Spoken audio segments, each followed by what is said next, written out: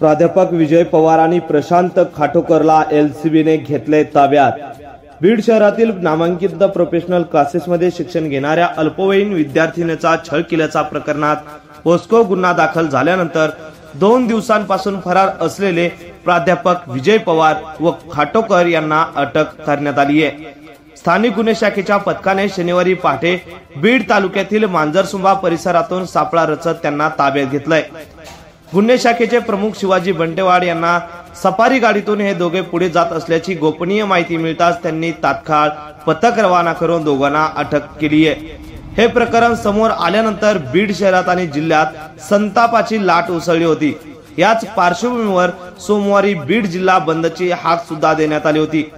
प्राध्यापक विजय पवार आणि प्रशांत खाटोकर यांनी क्लासमध्ये शिकणाऱ्या अल्पवयीन विद्यार्थिनीचा छळ केला होता।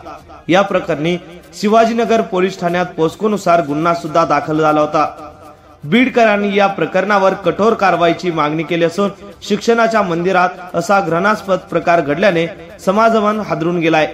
स्थानिक गुन्हे शाखेच्या वेळीच केलेल्या कारवाईमुळे या प्रकरणाला कलाटणी मिळाली असून दोषीवर कठोर कायदेशीर कारवाई केली जाईल असा विश्वास सुद्धा पोलीस प्रशासनाकडून व्यक्त करण्यात येत आहे।